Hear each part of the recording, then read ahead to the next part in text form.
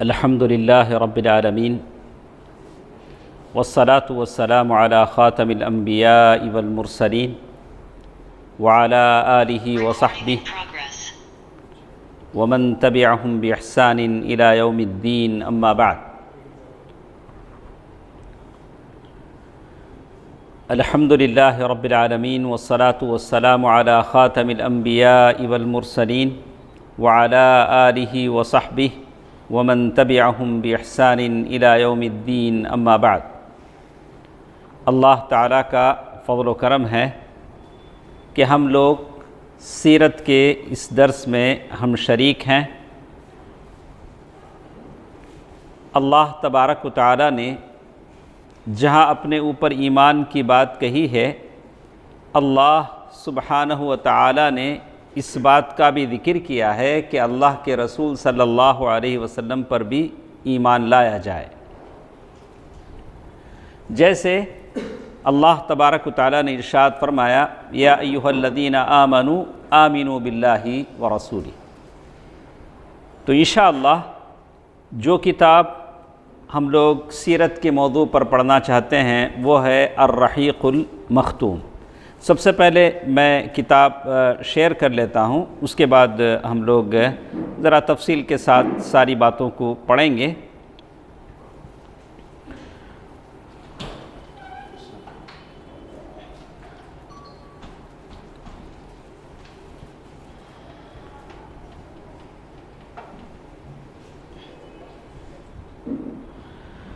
اللہ اکبر۔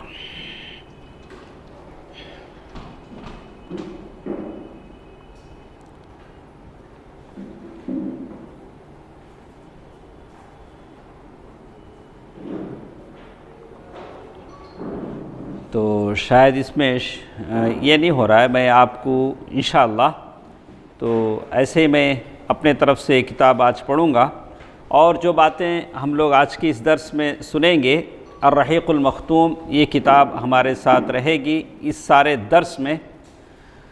تو اس سلسلے میں جو باتیں ہمارے ساتھ آئیں گی اور یہ کتاب کے تعلق سے آج کی اس درس میں کچھ مختصر سی باتیں ہم سنیں گے کہ یہ کتاب کون سی ہے جو ہم پڑھنے جا رہے ہیں، اور اس کتاب میں کیا کیا باتیں ہمارے ساتھ رہیں گی۔ تو سب سے پہلے میں یہ کہہ دوں کہ سیرت کسے کہتے ہیں؟ اللہ کوئی کسی بھی زندگی، کسی کی بھی زندگی، آپ کی زندگی ہے یا کسی اور کی زندگی، خاص کر یہ لفظ جیسے آپ کسی کا بایوڈاٹا بناتے ہیں، سیرہ ذاتیہ کہتے ہیں، ایک آدمی کی پرسنل زندگی۔ اللہ کے نبی صلی اللہ علیہ وسلم کی سیرت کے تعلق سے جب کہا جاتا ہے سیرت مصطفیٰ صلی اللہ علیہ وسلم، اللہ کے نبی صلی اللہ علیہ وسلم کی حیات طیبہ زندگی جو آپ اور ہم پڑھیں گے۔ سب سے پہلی چیز اللہ کے نبی صلی اللہ علیہ وسلم پر ایمان لانا، اور اللہ کے نبی صلی اللہ علیہ وسلم پر ایمان لانے میں یہ بھی داخل ہے کہ آپ اللہ کے نبی صلی اللہ علیہ وسلم کی سیرت کو پڑھیں، اللہ کے نبی صلی اللہ علیہ وسلم کی زندگی کو پڑھیں، اللہ کے نبی صلی اللہ علیہ وسلم کے تعلق سے جانیں۔ تو پہلی چیز کیا ضروری ہے ہمارے لیے؟ اللہ کے نبی صلی اللہ علیہ وسلم کی سیرت کو جاننا اور پڑھنا۔ ایمان اس میں داخل ہے۔ ایمان کا مطلب یہ ہے کہ اللہ کے نبی صلی اللہ علیہ وسلم کی سیرت کو آپ جانیں اور پڑھیں۔ دوسری چیز جو ہمارے لیے ضروری ہے، اللہ کے نبی صلی اللہ علیہ وسلم سے محبت۔ والذین آمنوا اشد حبا للہ، جو لوگ ایمان لاتے ہیں وہ اللہ کے نبی صلی اللہ علیہ وسلم سے بہت زیادہ محبت کرتے ہیں۔ اللہ تعالیٰ سے محبت ہو، اللہ کے نبی سے محبت اللہ سے آپ کی محبت کی دلیل ہے۔ اللہ تعالیٰ نے حکم دیا ہے کہ آپ اللہ کے نبی صلی اللہ علیہ وسلم سے محبت کریں، تو اللہ کے نبی صلی اللہ علیہ وسلم سے محبت ہونی چاہیے۔ اسی محبت کے لیے آپ اور ہم یہاں جمع ہیں، بیٹھے ہیں، اللہ کے نبی صلی اللہ علیہ وسلم کی باتیں سننا چاہتے ہیں۔ ایک اور چیز کہ اللہ کے نبی صلی اللہ علیہ وسلم کے تعلق سے ہم کیوں سننا چاہتے ہیں، بہت سارے انبیاء کے تعلق سے ہم نے سنا گزشتہ درسوں میں، آدم علیہ السلام، ابراہیم علیہ السلام کیوں بہت سارے انبیاء کے آپ نے سنا، ہمارے ساتھ درسوں میں تھے، بہت سارے انبیاء کے تعلق سے ہم نے زوم کی کلاسیں لیں، تو ہمارے آخری نبی محمد صلی اللہ علیہ وسلم کے تعلق سے بھی ہم کو پڑھنا اور سننا چاہیے۔ تو اس سلسلے میں ایک بات ہم یہ کہتے ہیں، اللہ تعالیٰ نے کہا لَقَدْ كَانَ لَكُمْ فِي رَسُولِ اللَّهِ أُسْوَةٌ حَسَنَةٌ سورۃ الأحزاب۔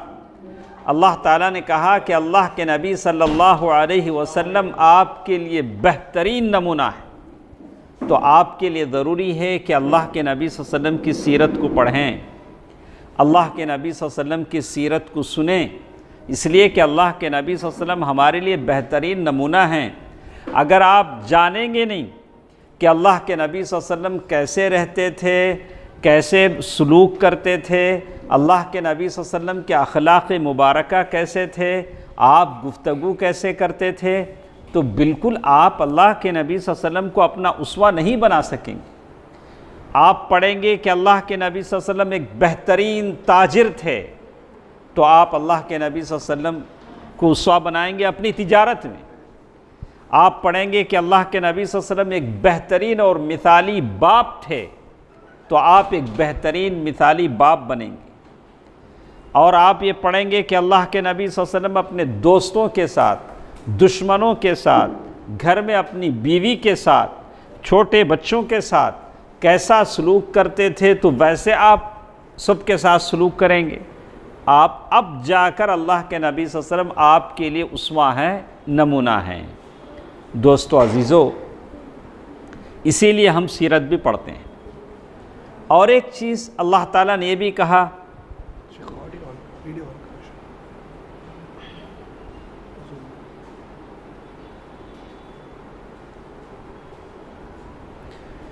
ایک اور چیز اللہ تعالیٰ نے یہ بھی کہا، النبی اولا بالمؤمنین، النبی اولا بالمؤمنین، اللہ کے نبی صلی اللہ علیہ وسلم سب سے افضل ہیں، اولا ہیں، تو ہر چیز میں اللہ کے نبی صلی اللہ علیہ وسلم سب سے زیادہ خیر خواہ ہیں، سب سے زیادہ افضل ہیں۔ انا سید اولد آدم ولا فخر۔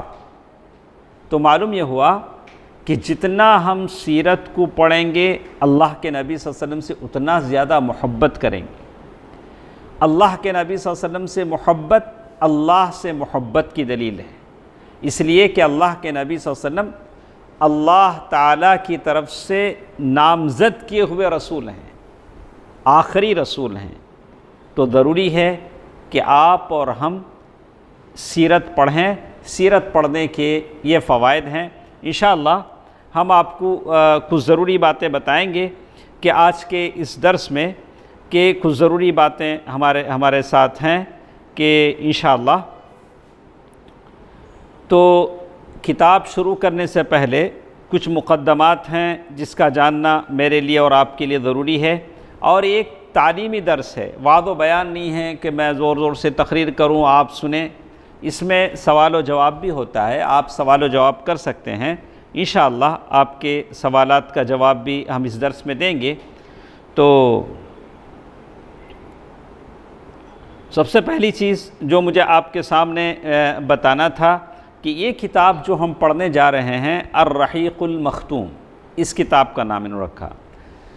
تو کہتے ہیں کہ وہ زمانہ تھا 1970 میرے خیال سے 76 تقریباً 1976 میں رابطۃ العالم الاسلامی جو مکہ مکرمہ میں ہیں، انہوں نے ایک اعلان کیا تھا کہ سیرت کے ٹاپک پر کوئی بھی اچھی کتاب لکھے گا تو رابطہ مسلم لیگ جسے ہم کہتے ہیں اس کی طرف سے پرائز دیا جائے گا۔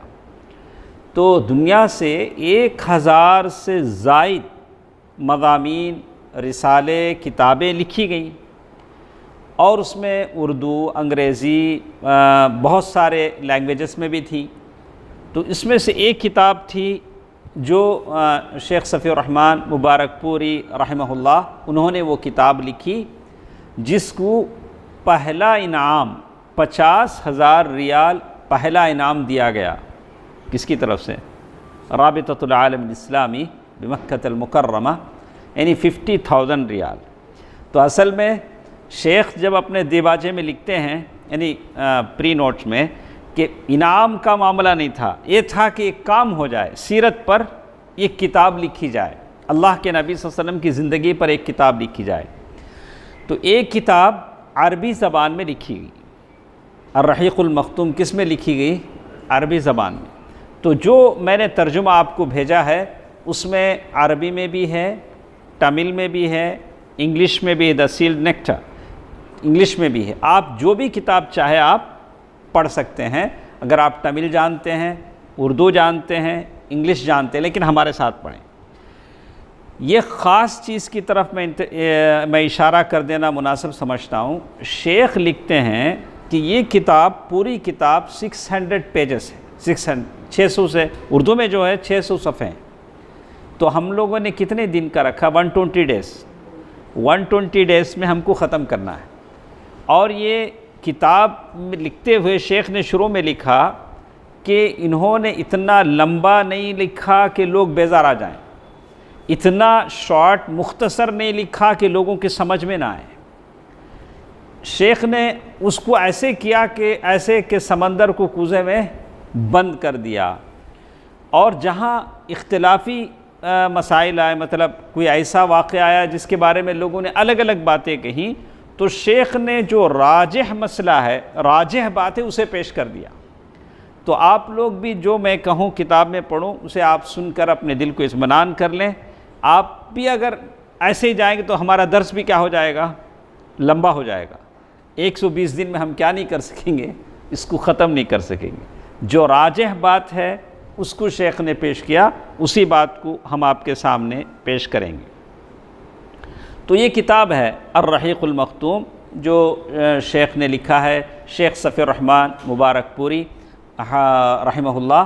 جب یہ کتاب وہ لکھ رہے تھے تو جامعہ سلفیہ بنارس کے استاد تھے، جامعہ سلفیہ بنارس کے استاد تھے۔ کتاب لکھنے سے پہلے نہ تو انہوں نے مکہ دیکھا نہ مدینہ دیکھا۔ سمجھ سکتے ہیں؟ ایک آدمی پہلے دیکھ کر آتا ہے، لیکن کتاب آپ پڑھیں گے تو ایسا لگے گا کہ جیسے صاحب کتاب نے خود جا کے دیکھا ہو، ساری چیزوں کا مشاہدہ کیا ہو۔ اللہ تعالیٰ نے وہ چیز ان کے اندر دی تھی۔ کب وہ مکہ مدینہ گئے؟ کتاب لکھنے کے بعد جب پرائز کا اعلان ہوا، تو جب انعام لینے کے لیے جب گئے تو اللہ تعالیٰ نے ان کو عمرے کی سعادت نصیب فرمائی۔ اس کے بعد ایک زمانہ ایسا آیا کہ شیخ ماشاءاللہ مدینے میں رہے، شیخ کے ساتھ ہم لوگ مدینے میں رہے، جگہ جگہ دعوتی شیخ کے ساتھ ہم جاتے رہے۔ تو اس طرح سے اس کتاب سے مجھے ایک خاص والہانہ شغف ہے، محبت ہے۔ تو میں بھی چاہتا ہوں کہ آپ بھی اس کتاب سے محبت رکھیں، اور یہ بک جب تک ختم نہ ہو جاتی آپ یہاں سے کیا ہوں، آپ بھی یہاں سے کیا نہ ہوں، جدا نہ ہوں۔ ایک کتاب کو پڑھنے کا ہم نے عزم کیا ہے تو باہمت مرد وہ ہوتے ہیں جو شوق اور جذبے کے ساتھ جب کام شروع کرتے ہیں تو کام ختم بھی کرتے ہیں۔ لیکن ایسا نہ ہو کہ ہم اتنے بے ہمت ہو جائیں کہ درمیان میں بھگوڑے بن جائیں، ایسا نہ ہو۔ اللہ تعالیٰ سے توفیق طلب کریں۔ شیطان کبھی کبھار بہت زیادہ مصروف بنا لیتا ہے۔ ہم اتنے یہ بھی نہیں ہیں کہ میرے نبی صلی اللہ علیہ وسلم کی سیرت کو جاننے کے لیے ہمارے پاس وقت نہ ہو۔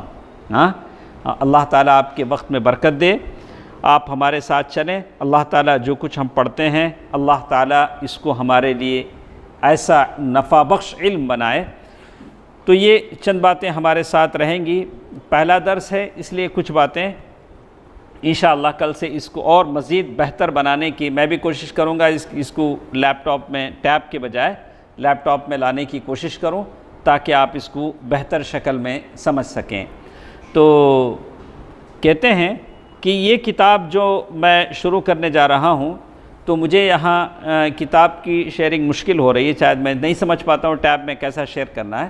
تو جو لوگ انشاءاللہ کل سے ہم لوگ اس کو شیئر کر لیں گے، اور جن کے پاس بک ڈاؤن لوڈ ہے آپ دیکھ سکتے ہیں، تو آپ اس کو یہ کریں۔ تو سب سے پہلی چیز، جب بھی ہم سیرت پڑھتے ہیں تو ان چیزوں کا لحاظ رکھنا چاہیے کہ سیرت پڑھنے سے ہم کو کیا فائدہ ہے۔ میں نے شروع میں بتا دیا، کہ اللہ کے نبی صلی اللہ علیہ وسلم کی سیرت سے ہم کو کیا فائدہ ہے، انشاءاللہ کل کے درس میں اور آپ کو بتاؤں گا۔ کتاب جب شروع ہوئی تو شروع میں مقدمہ بتایا گیا، یعنی مقدمہ لکھا جاتا ہے کہ یہ کتاب میں نے کب لکھی۔ سمجھ میں آ گیا آپ کو یہ کتاب لکھنے کا مقصد کیا تھا؟ 1 سال ٹائم دیا گیا ہے کتاب کے لکھنے میں۔ پوری دنیا سے 1000 سے زائد 186 کتابیں وہاں پہنچی مکہ، اور اس میں سے مطلب 182 کتابیں کچھ ایسی ہوئی جس کو مقابلے میں شامل کیا گیا، تو اس میں سے شیخ کی پہلی کتاب تھی جو پہلا انعام اس کو حاصل ہوا، اور ایک دوسرا انعام شاید انگلش کی بک کو ملا، وہ بھی ہندوستان ہی کے تھے۔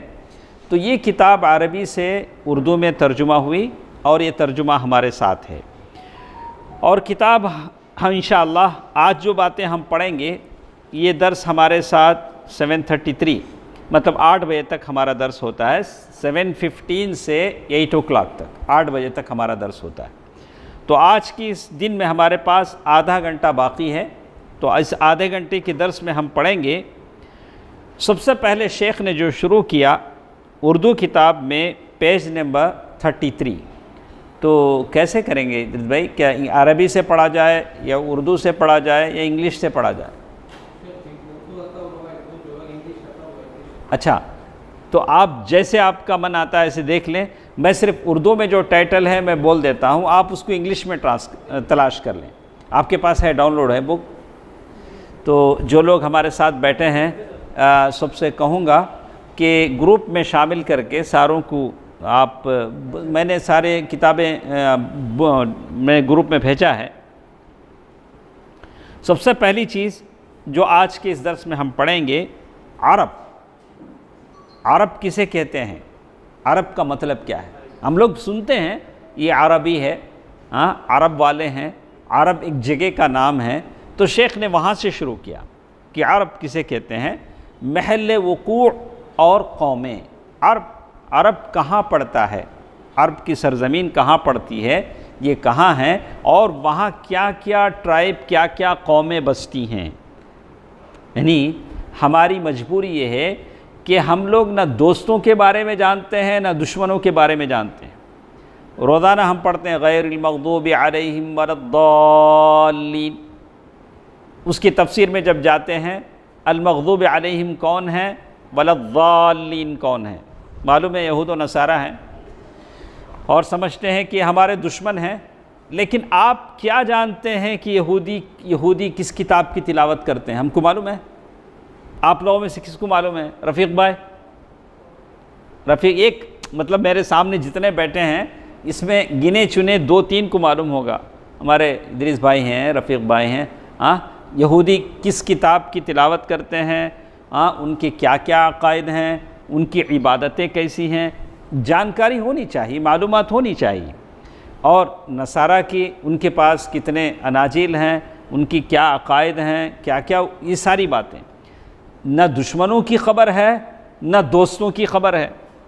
اللہ کے نبی صلی اللہ علیہ وسلم سے ہم اتنی محبت کرتے ہیں، تو اللہ کے نبی صلی اللہ علیہ وسلم کہاں پیدا ہوئے، عرب کہاں ہیں، وہاں کتنی قومیں بستی تھیں، یہ ساری باتیں ہم کو معلوم ہونا چاہیے۔ اسی بات کا ذکر انہوں نے کیا۔ عرب قومیں، وہ قومیں کتنی ہیں؟ عرب مستعربہ، عرب کی قوموں کی یہ بتایا انہوں نے، اس کی لسٹ کی، اور اس کے بعد وہاں کیا حکومتیں اور سرداریاں اس زمانے میں چلتی تھی، کس کس کی حکومت چلتی تھی، یہ قومیں کس کس کی حکومت میں رہتے تھے۔ تو معلوم ہے کہ عرب، یمن بھی وہاں ہے ایک ملک، آپ یمن جانتے ہیں، یمن میں بھی بادشاہت تھی، حیرہ وہ ایک بادشاہت تھی، شام ایک بڑا سا ملک تھا، آج کا شام نہیں ہے، وہ زمانے کا سیریا بہت بڑے علاقے کو گھیرا ہوا تھا، وہاں کون سی حکومتیں تھیں اس کا ذکر کیا۔ حجاز جو آج مکہ، مدینہ، ریاض، جو بڑے بڑے سٹیز ہیں وہ حجاز کہلاتے تھے، وہاں کیا، یا آس پاس کی جو ممالک ہیں وہاں کون سی حکومت تھی، اور اس کے بعد وہاں کی سیاسی حالت کیا تھی۔ سیاسی حالت مطلب رفیق بھائی پولیٹیکل حالت کیا تھی، وہاں کون سی حکومتیں بستی تھیں. اور اسی طرح ایک تو تھا جغرافیہ وہاں کا، وہاں کون سے قومیں تھیں، کیا تھیں، وہ ساری چیزیں. اور ایک چیز انہوں نے بیان کیا کہ وہاں اس زمانے میں کیا کیا دین اور مذہب چلتے تھے. آج آپ کو ہندوستان کے بارے میں پوچھیں تو آپ بول سکتے ہیں یا بہت سارے دین ہیں، بدھ مت ہے، جین مت ہے، اسلام ہے، اور بہت سارے دین ہیں، الگ الگ دین جو بھی ہیں آپ بتا سکتے ہیں. اور اسی طرح اس زمانے میں دین ابراہیمی بھی تھا، دین ابراہیمی، ابراہیم علیہ السلام کا دین تھا، لیکن اس میں بہت ساری بدعتیں آ گئی تھیں، بہت ساری بدعتیں اس دین میں آ گئی تھیں. ان بدعتوں کا بھی ذکر کیا گیا، کیسی کیسی بدعتیں اس میں آ گئی تھیں. اور پھر اس کتاب میں یہ بتایا گیا کہ وہاں دینی حالت کیا تھی. لوگ اوکے الحمدللہ. تو ابھی تو یہاں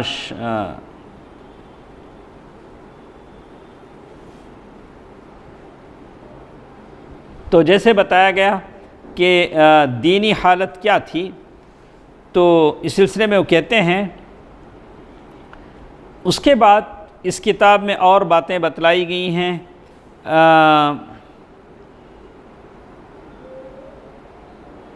جاہلی معاشرے کی چند جھلکیاں.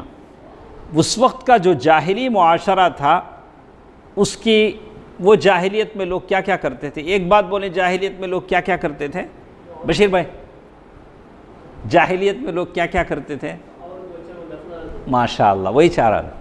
یہ تو ہم لوگ سنتے ہیں کہ یہ بچی جیسے ہی پیدا ہوتی، بچیوں کو کیا کرتے تھے؟ زندہ دفن کر دیتے تھے. اور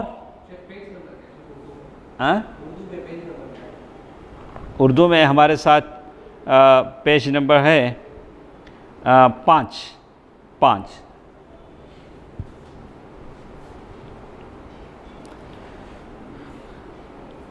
تو اس میں بتایا گیا کہ جاہلی معاشرے کی، مطلب چھوٹی سی بات پر کئی مہینے جنگیں ہوتی تھیں، لوگ جنگیں کرتے تھے. یہ جاہلی، اس کو شیخ نے بیان کیا. تو یہاں دیکھیے زوم میں بھی ماشاءاللہ یہ فہرست تھی. انشاءاللہ اسی باتوں کو ہم کیا کریں گے، پڑھیں گے.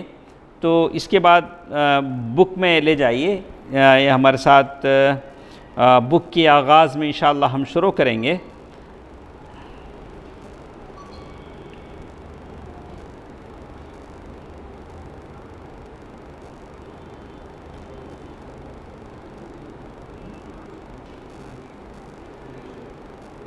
یہ کہ شروع ہوتی ہے 34، پیج نمبر 34.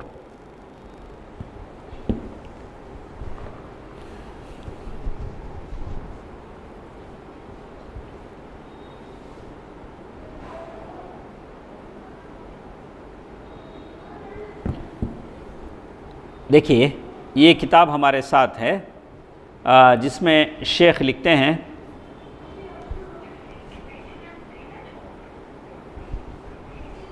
سب سے پہلی چیز عرب کی یہ زمین، اس کا محل وقوع اور قومیں. سیرت نبی حقیقت میں اس پیغام ربانی کے عملی پرتوں سے عبارت ہے جسے رسول اللہ صلی اللہ علیہ وسلم نے سارے انسانوں کے لیے پیش کیا ہے. سیرت نبی کسے کہتے ہیں؟ اللہ کے نبی صلی اللہ علیہ وسلم نے جو زندگی آپ کے لیے پیش کی ہے، اللہ کے نبی صلی اللہ علیہ وسلم کی عبادتیں، آپ کا رہن سہن اور آپ کا اخلاق، ساری چیزوں کو ملا کر کیا کہتے ہیں؟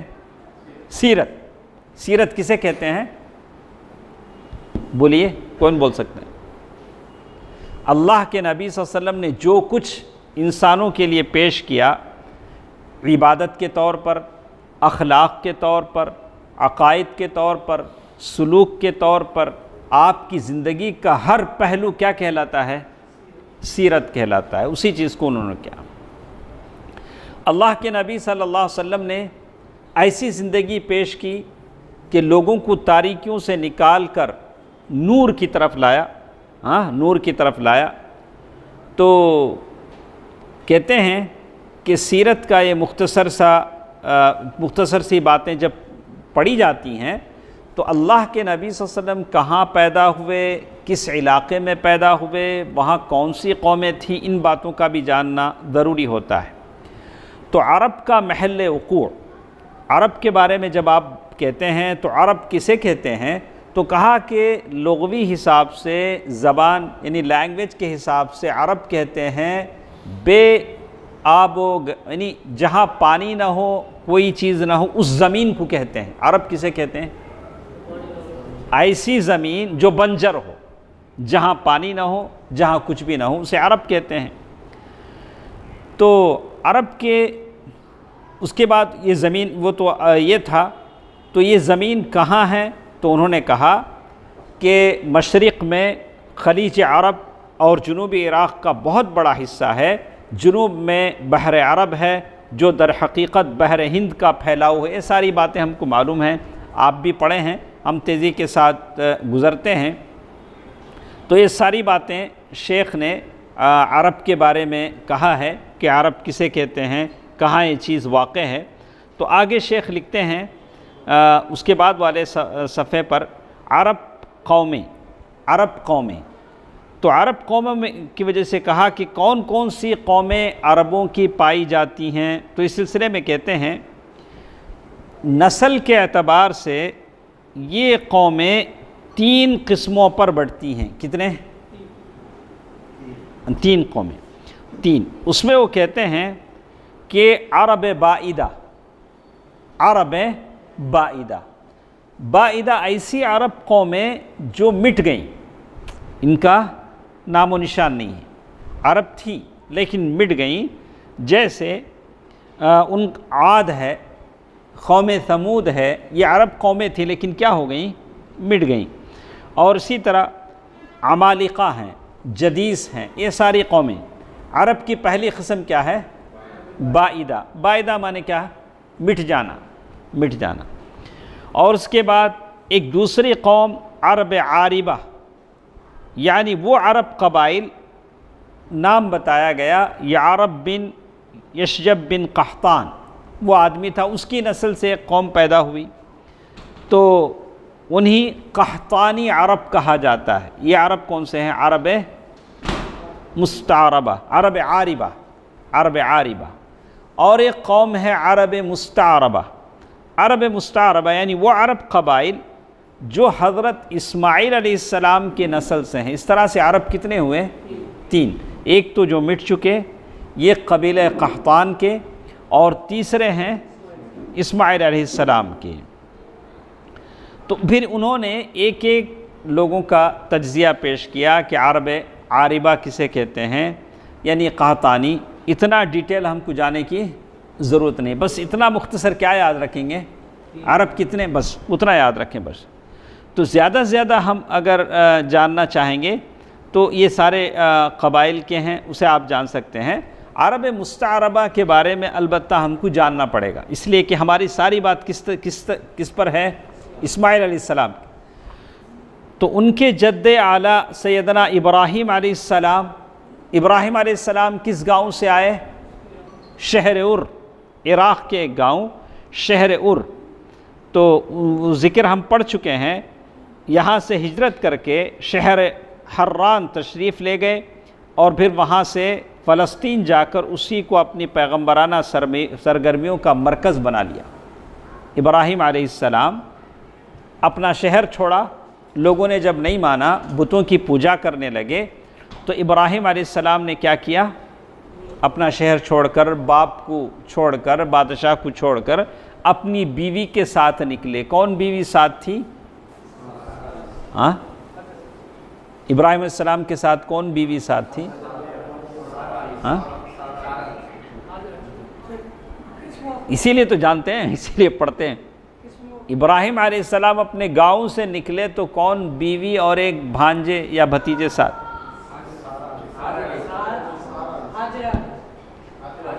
ہاں ہاں، اب انصر بھائی کیا کیا نام؟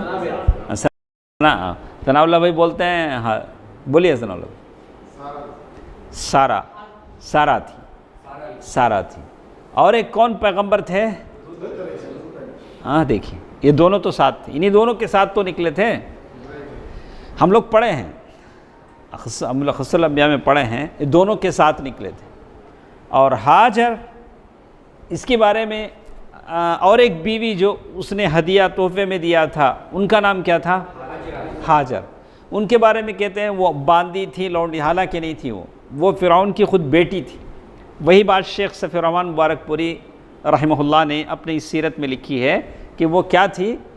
فرعون کی بیٹی تھی، باندی لونڈی نہیں تھی. یہی فائدہ ہے سیرت پڑھنے کا. دیکھیے تو کہتے ہیں کہ یہاں بیان کرتے ہوئے کہتے ہیں کہ ابراہیم علیہ السلام اپنے گاؤں سے نکلے، جگہ جگہ اللہ تعالیٰ کی دین اور تبلیغ کی دعوت کرتے رہے. اور سارا کے جیسے کہتے ہیں کہ ایک وقت ایسا بھی آیا کہ جب وہاں کے بادشاہ نے دیکھا کہ ابراہیم علیہ السلام کے ساتھ خوبصورت بیوی ہے تو اس نے بدنیتی کا ارادہ کیا. پھر دعاؤں سے اللہ تعالیٰ نے کیا کیا؟ دعاؤں کی وجہ سے اللہ تعالیٰ نے اس کو عذاب میں گرفتار کیا. پھر اللہ تبارک و تعالیٰ نے اس کی وجہ سے اسے ہدایت دی اور اس نے ہاجر کو کیا کیا؟ تحفتاً دیا. لیکن اس میں چھوٹی سی ایک بات ہوئی کہ اللہ تبارک و تعالیٰ نے سارا کے بدلے اولاد عطا کی ابراہیم علیہ السلام کو کس بیوی سے؟ ہاجر سے. اس کے بعد جیسے روایتیں آتی ہیں کہ کچھ ایسا ہوا کہ چونکہ اولاد ان سے نہیں ہوئی، ان سے اولاد ہوئی، تو سارا نے خواہش ظاہر کی، مانگ کیا کہ دونوں کو لے جا کر کہیں کیا کرو؟ دور چھوڑ دو. وہ جو بچہ پیدا ہوئے ہیں کون؟ اسماعیل علیہ السلام اور تو مکے کی کعبۃ اللہ کی اس سرزمین پر آنے کا سبب سمجھ میں آیا؟ اس بچے کو اور عورت کو چھوڑنے کا وجہ کیا تھا؟ ایک اللہ تعالیٰ نے لکھا تھا. اللہ تبارک و تعالیٰ کی مشیت سے ساری چیزیں ہوتی ہیں، اللہ تبارک و تعالیٰ کا. لیکن جیسے انہوں نے کہا اللہ امرک بہذا، لیکن کیا کہا انہوں نے؟ جب پوچھا ہاجر نے کیا اللہ نے آپ کو اس بات کا حکم دیا ہے کہ آپ یہاں چھوڑیں، تو تب اللہ کے نبی نے کیا کہا؟ ہاں اللہ تعالیٰ نے مجھے اس بات کا حکم دیا ہے کہ میں تمہیں یہاں لا کر چھوڑ دوں. تو کہتے ہیں شیخ نے اسی بات کا ذکر کیا. ابراہیم علیہ السلام سارہ اور حضرت ہاجرہ یا ہاجر کو لے کر فلسطین سے تشریف لائے. پھر اللہ تعالیٰ نے ابراہیم علیہ السلام کو ہاجر یا ہاجرہ علیہ السلام کی پیٹ سے اولاد نصیب فرمایا، اور وہ کون تھے؟ اسماعیل علیہ السلام. لیکن اس پر سارا کو جو بے اولاد تھیں، ان کے بچے نہیں تھے. بڑی غیرت آئی اور انہوں نے ابراہیم علیہ السلام کو مجبور کیا کہ حضرت ہاجرہ کو ان کے بچے سمیت جلا وطن کر دیں. کیا کریں؟ کہیں دور لے جا کر چھوڑ دیں. تو کہاں لا کر چھوڑے ہیں؟ وہ مکے میں لا کر چھوڑے ہیں. تو کہتے ہیں کہ اس وقت بیت اللہ شریف نہ تھا، صرف ٹیلے کی طرح ابری ہوئی زمین تھی. اس کے بعد کی ساری باتیں آپ کو معلوم ہیں کہ چھوڑ کر گئے، اور اس کے بعد زمزم کا وہ چشمہ پانی سے پھوٹا اور دونوں نے زمزم پیا، اور قیامت تک وہ زمزم کا پانی نکلتا رہے گا. اللہ تعالیٰ نے بڑی تفصیل سے سورۃ ابراہیم میں اس کا ذکر کیا کہ کیسے وہاں ابراہیم علیہ السلام نے اس کو چھوڑا. اور اس کے بعد بھی ابراہیم علیہ السلام بچے اور بیوی کی خبر لینے کے لیے آتے رہے. تو کتنی مرتبہ آئے ہیں؟ 2 مرتبہ آئے. تو حدیث میں ملتا ہے، صحیح حدیث ہے، بخاری کی حدیث ہے. تو ایک مرتبہ آئے تو کہا کہ اپنے شوہر سے کہو کہ چوکھٹ بدل دے. تو بیوی ناشکری کرتی تھی، تو کہا کہ مطلب یہ تھا کہ اب بیوی کو طلاق دے دو.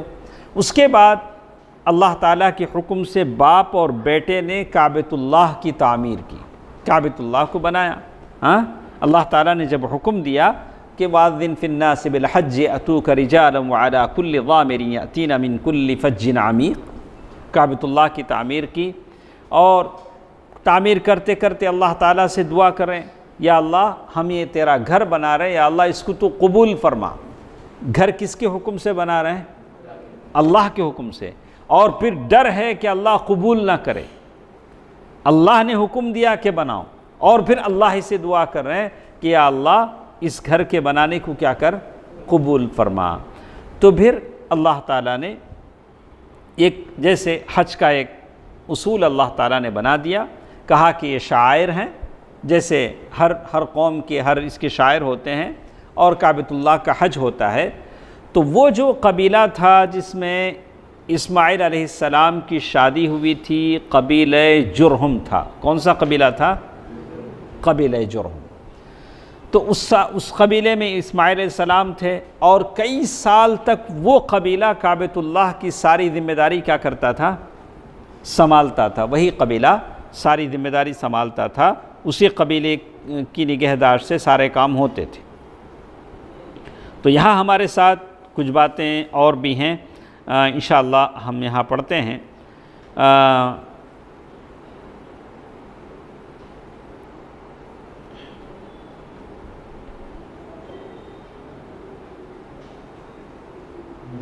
تو یہاں دیکھیے صفحہ نمبر 39، میرے اردو کتاب میں صفحہ نمبر 39 میرے پاس ہے۔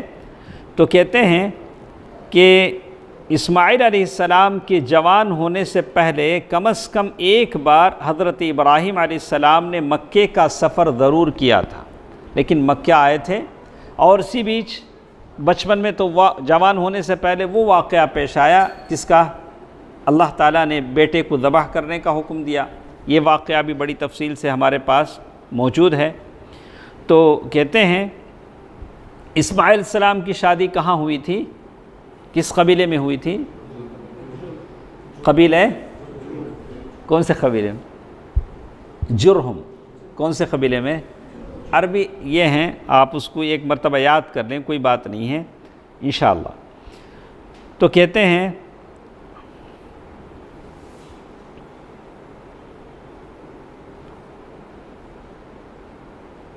یہاں سارے انہوں نے قبائل کا ذکر کیا، کون کون سی قبیلے وہاں آباد تھیں۔ اس کے بعد ہم لوگ چلتے ہیں عرب حکومتیں اور سرداریاں۔ عرب کے اطراف کون سی حکومتیں تھیں؟ کسی بھی چیز کے تعلق سے آپ جاننا چاہیں گے تو عرب کے تعلق سے جب جانیں گے تو وہاں کون سی حکومتیں تھیں۔ تو اس سلسلے میں کہتے ہیں کہ سب سے پہلی بات جنہوں نے کہا کہ یمن کی بادشاہی، چونکہ عرب مطلب یمن آس پاس کی ساری زمینیں ہیں، کہا کہ یمن کی بادشاہی۔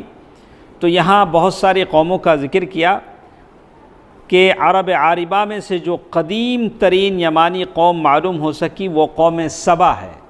قوم سبا کا ذکر قرآن میں ہے نہیں؟ قوم سبا کا ذکر کس کے ذکر میں آتی ہے؟ وہ بات ہم لوگ سیرہ میں پڑھے ہیں۔ ملکہ سبا کی جو رانی تھی، کس نے ان کو بلایا تھا؟ کئی باتیں اس میں ہیں۔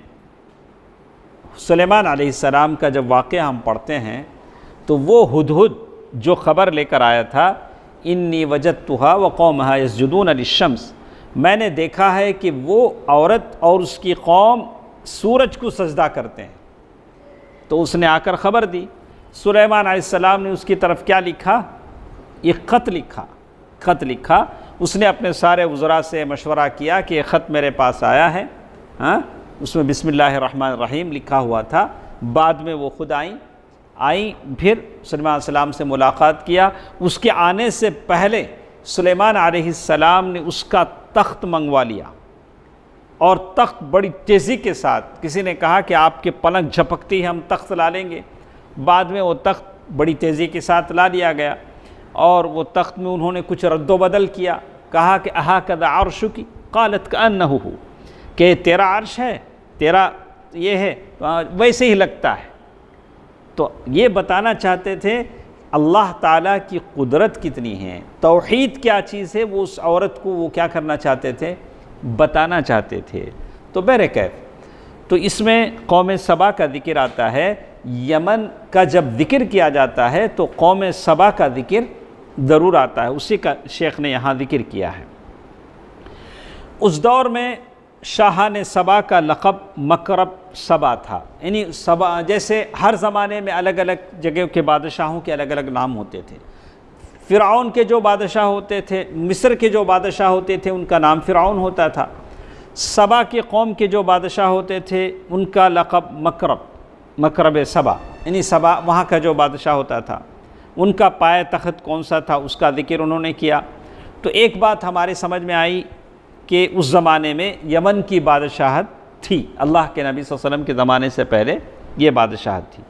اس کے بعد ایک اور بادشاہت کا یہاں ذکر کیا گیا، ہیرہ عراق کے آس پاس کے علاقوں میں اور ایک بادشاہت تھی جس کو کہتے ہیں ہیرہ، وہ اس علاقے کا نام، پورا علاقہ، وہاں الگ بادشاہت تھی۔ جیسے آپ انڈیا کی تاریخ پڑھیں گے تو کتنی بادشاہتیں یہاں تھیں، ہر جگہ کا ایک الگ الگ بادشاہ تھا، راجہ مہاراجے، اور اس کے بعد نوابوں کا زمانہ آیا تو الگ الگ نواب تھے، نواب دکن تھا، نواب بھوپال تھے، نواب رانی پیٹ، یہاں کون سا آرکاٹ کے نواب تھے، الگ الگ نواب تھے۔ تو ویسے اس زمانے میں بھی الگ الگ بادشاہ تھے، تو اسی کا ذکر شیخ نے کیا، بڑی لمبی بحث کی۔ اس کے بعد شام کی بادشاہی کا ذکر کیا، سیریا۔ تو سیریا جب کہا جاتا ہے تو آج کے زمانے کا شام نہیں ہے، پہلے زمانے میں جب سیریا کہا جاتا تو بیت المقدس بھی اس میں کیا تھا، یعنی فلسطین، وہ ساری زمین، ساری چیزیں شام کہلاتی تھی۔ حجاز تو مکے میں آبادی کا، حجاز کا مطلب مکے کا جتنا علاقہ تھا، آس پاس کے جو بھی علاقے تھے وہ حجاز کہلاتے تھے، تو اس کا ذکر بھی انہوں نے یہاں کیا۔ اور اس کے بعد تو معلوم یہ ہوتا ہے کہ اس زمانے میں بھی حج ہوتا تھا، کب؟ اللہ کے نبی صلی اللہ علیہ وسلم کے زمانے سے بھی پہلے حج ہوتا تھا، اور حج کے ذمہ داریاں الگ الگ لوگوں کی تھی، حاجیوں کو پانی پلانے کی ذمہ داری الگ، اور حاجیوں کو کھانا کھلانے کی ذمہ داری الگ الگ لوگ سارے کام کرتے تھے۔ اسی کا ذکر شیخ نے یہاں ذکر کیا ہے۔ اس میں سب سے بڑی چیز جو آپ کو جاننی ہے، جو اللہ کے نبی صلی اللہ علیہ وسلم کے نسل میں جو ملتے ہیں، قصی، ان کا نام کیا ہے؟ قصی۔ تو کہتے ہیں تو ان کے پاس کیا کیا چیزیں تھیں، کیا کیا چیز وہ کرتے تھے۔ ایک چیز انہوں نے بنایا، دار الندوہ، قصی کے زمانے میں کعبۃ اللہ کے آس پاس میں بنایا دار الندوہ۔ دار الندوہ سمجھنے کے لیے آپ کہیں کمیونٹی ہال، کیا بنایا اس زمانے میں؟ آج ہم لوگ کمیونٹی ہال دیکھتے ہیں، یہ کب بنایا گیا؟ وہ زمانے میں، تاکہ غریب بچوں کی شادیاں کیا ہوں، غریب بچوں کی شادیاں ہوں، اس کے لیے، یا کوئی بھی شادی کا معاملہ ہوتا تو وہاں دار الندوہ میں بنایا جاتا۔ اس کے بعد جب بھی جنگ ہوتی تو جنگ کا جھنڈا بھی قصی کے ہاتھوں سے باندھا جاتا، ایک بات بھی۔ اور اس کے بعد خانہ کعبہ کی تولیت ہے، یعنی وہاں کی دیکھ بھال ہے، خانہ کعبہ کا پردہ ہے، یہ ساری چیزیں اس کی بھی ذمہ داری ہوتی۔ اور حاجیوں کو پانی پلانے کی ذمہ داری بھی قصی، وہ لوگ سارے کام کرتے تھے۔ اور رفادہ، حاجیوں کی میزبانی، کھانا کھلانا، یہ بھی ان کے سے ہوتا تھا۔ تو یہ سارے کام تھے جو قصی اپنے طرف سے کرتے تھے۔ اللہ کے نبی صلی اللہ علیہ وسلم کا جب آپ نسب نامہ پڑھیں گے تو ان کا نام بھی اس میں آتا ہے۔ اسی کے ساتھ ساتھ عرب کی سرداریوں کے بارے میں انہوں نے کیا ہے۔ تو اس کے بعد ہمارے ساتھ باقی رہ جاتی ہے سیاسی سرگرمیاں۔ سیاست کسے بولتے ہیں؟ تو انشاءاللہ کل آپ ایک کام کریں، تو میرے ساتھ یہاں میں نے اردو میں صفحہ نمبر 50 پر 7 تک جو بھی باتیں آئیں، خلاصے کے طور پر میں نے پیش کر دیا کہ اللہ کے نبی صلی اللہ علیہ وسلم کے زمانے میں سب سے پہلے ہم نے بات شروع کی عرب کسے کہتے ہیں، عرب کا مطلب کیا ہے، عرب کا معنی کیا ہے، وہاں سے، اور عرب کی قومیں کتنی قسموں میں بٹتی ہیں، 3، عرب بعیدہ، عرب عاربہ، عرب مستعربہ۔ عرب بعیدہ وہ قومیں ہیں جو ختم ہو چکی ہیں، یہ تو ہم نے. عرب مستعربہ وہ قحطانی قبیلے تھے جس کے بارے میں. عرب مستعربہ وہ جس کے بارے میں ہم پڑھیں گے، جن کی نسل حضرت اسماعیل علیہ السلام سے چلتی ہے. تو یہ مختصر تھا. اس کے بعد جو ہم نے باتیں پڑھی کہ اسماعیل علیہ السلام کے زمانے میں کیا کیا باتیں پیش آئیں. کہاں سے شروع کریں گے؟ ابراہیم علیہ السلام کے زمانے سے کچھ باتیں ہیں. تو اس زمانے میں اسماعیل علیہ السلام کی جو شادی ہوئی کس قبیلے میں ہوئی؟ قبیلہ جرہم. اتنا یاد رکھے. بڑی لمبی تفصیل ہے، آپ انگریزی میں پڑھ لے سکتے ہیں، ایک بار پڑھ لیں. تو میں نے صفحہ نمبر 50 پر 4 تک تو میں نے آپ کو سنا دیا ہے، 54 تک یا 57 تک. اردو میں 57 تک کی باتیں ہیں. اور جو باتیں اس میں ہیں یہ باتیں ہم لوگ پہلے پڑھ چکے ہیں. جب انبیاء کا ذکر آیا اسماعیل علیہ السلام کا، اس میں ساری باتیں ہم لوگ پڑھ چکے ہیں. انشاءاللہ کل ہم لوگ 3 ہی دن ہمارا درس ہے. کتنے دن ہے؟ صرف 3 دن. تو آپ لوگ غائب نہ ہوں. پہلا دن ہے، اس کے بعد جب چلے گا اللہ کے نبی صلی اللہ علیہ وسلم کے پیدائش سے جب سنیں گے ایسا لگے گا کہ آپ اللہ کے نبی صلی اللہ علیہ وسلم کے ساتھ ان حالات کو دیکھ رہے ہیں. اللہ کے نبی صلی اللہ علیہ وسلم کی مکے کی زندگی اور وہ سارے شب و روز اللہ کے نبی صلی اللہ علیہ وسلم کا قوموں کے ساتھ کیسا سلوک، دشمنوں کا آپ کے ساتھ سلوک کیسے تھا، یہ ساری باتیں ہمارے پاس آئیں گی. ابھی تو ابتدائی باتیں ہیں قوموں کی. انشاءاللہ کل کے درس میں ہم سنیں گے عرب ادیان و مذاہب. اس زمانے میں کیا کیا دین چلتے تھے، عربوں کے پاس کیا کیا دین چلتے تھے. کون سا دین چلتا تھا؟ ابراہیم علیہ السلام کے بارے میں ہم پڑھے ہیں. تو ابراہیم علیہ السلام کے جو دین کے باقیات تھے، کچھ چیزیں تھیں وہ ابراہیم علیہ السلام کی کچھ دین کی باتیں تھیں جس پر وہ چلتے تھے، لیکن بہت ساری بگاڑ انہوں نے اس میں پیش کر دیا تھا. بہت ساری بدعتیں بنا لی تھی. جیسے جانوروں میں اتنا مرد کھانا، اتنا عورتیں نہیں کھانا، کھیتی کا بعض حصہ ایسے معبودوں کے لیے وقف کر دینا. اس کے بعد ہم پڑھیں گے دین میں یہ بت سب سے پہلے کون لایا. کون سے بت؟ لات، منات، عزا، حبل. کون سا بت؟ حبل. یہ بت کیسے مکے پہنچے؟ مکہ لانے والا کون تھا؟